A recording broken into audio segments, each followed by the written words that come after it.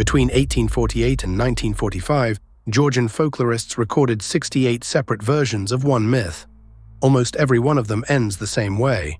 A hero chained inside a mountain, healing each day only to suffer again the next. One clue to how old that story is sits in a museum case in Tbilisi. A silver bowl lifted from a Bronze Age burial mound at Trialeti, roughly 35 centuries old. Around its rim moves a procession of masked figures and deer, all of them turned toward a seated god who holds up a cup.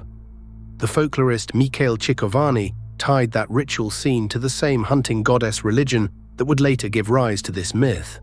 3,000 years before anyone wrote the epic down, the belief that produced it was already being buried with the dead. So why does a Bronze Age funeral bowl line up with a story about a giant chained for defying heaven? To answer that, you follow three figures: a goddess, her son, and a dog that never stops working at a chain.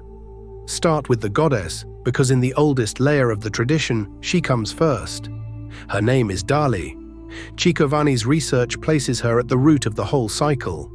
She is the goddess of the hunt, and she lives where almost nothing else can, on the sheer cliffs of the high Caucasus, ruling the wild goats, the tur, that pick their way along the ledges.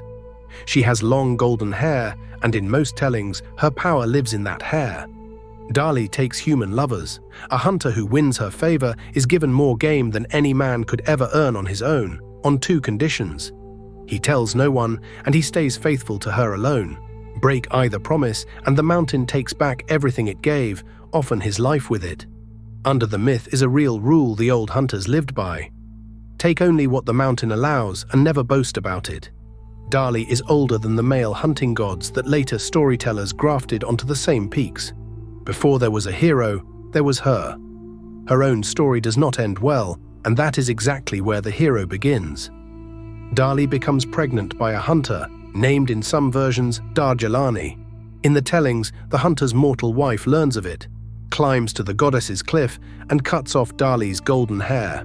With the hair goes her strength. Dying, Dali begs the hunter to take his knife, open her body, and lift out the child inside her, because the child is nowhere near ready to be born. He does it. The infant is premature, far too weak to live in open air, and in most of the 68 versions, he finishes growing not in a cradle, but inside the warm bodies of animals, moved from one to the next until he is strong enough to survive on his own. When he is finally taken out, he already has a single golden tooth in his mouth. That tooth is the mark of what he is. His name is Amirani.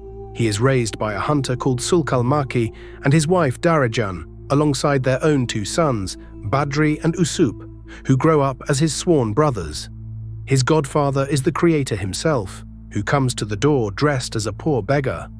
Nobody in the house knows they have just sat a god down at their own fire. The child does not grow the way children grow. By 10 years old, he is already fighting in wars, and at his side runs a dog named Kersha, said in the myth to be born of an eagle, fast enough to run down anything alive on the mountain. Remember the dog. He matters far more at the end of this than he does at the start. Before the monsters, there is a smaller and stranger scene, and it is the first crack in the hero's story. A figure on the cliffs, Dali, or something wearing her shape, calls Amirani up the rock face, telling him she has been looking for him. He climbs. At the top she vanishes, and he is left hanging from the sheer stone by a single strand of her hair, too high to climb down and too far to jump. All his strength is worth nothing to him up there. It is Kersha, barking from a ledge below, who cannot reach him either, and who instead talks a passing bird into flying up and pecking the strand loose. It is the first time in the whole myth that Amirani is saved, and it is not his strength that saves him. It is something small and patient, and easy to overlook. Hold on to that, because the story brings it back at the worst possible moment. After the cliff, Amirani becomes what the myth is best remembered for: a killer of monsters. He hunts the Devi, the giants of Georgian legend, and he kills them by the dozen. He faces a three-headed giant whose severed heads twist into snakes as they hit the ground. He is swallowed whole by one of the Devi and cuts his way back out through its body from the inside. Badri and Usup fight beside him through all of it, three brothers against the old dark things that lived in the mountains before people did. And then the myth does the one thing hero stories almost always refuse to do. It lets him lose. In the great campaign against the giants, both of his brothers are killed helping him. Amirani, who has never once met a thing he could not overpower, cannot overpower this.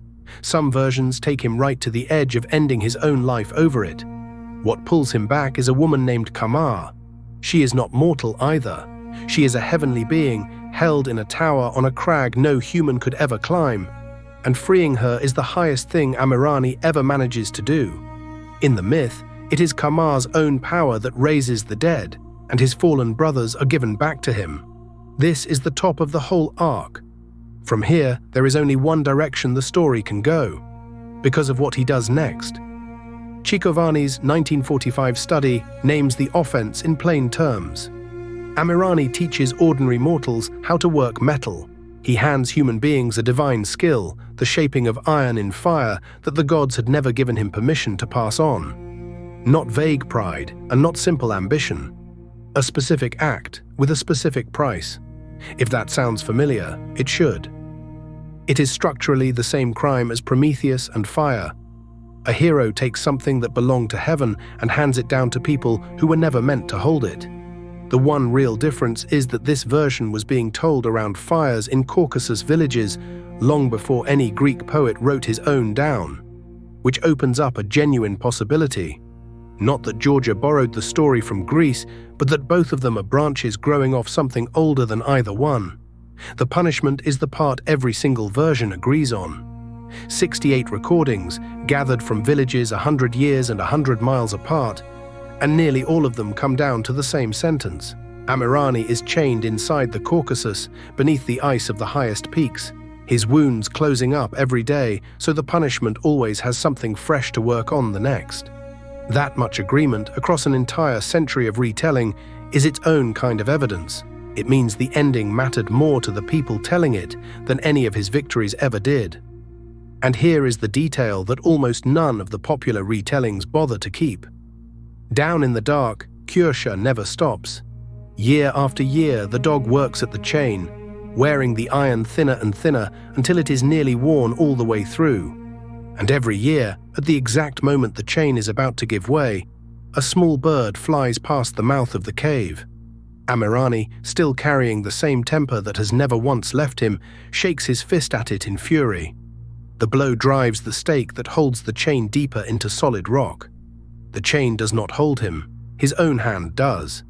He resets his own sentence. The gods chained him one time. After that, he does it himself, once a year, out of the very same temper that once made him certain he could give away what was never his to give. 68 versions, a century apart, and not one of them ends with the chain simply breaking. The dog is still down there, the iron is still thinning. And maybe the ending all those people kept was never the one where he finally gets free. Maybe it was the harder thing to say out loud, that some people stay chained by the exact thing that made them great.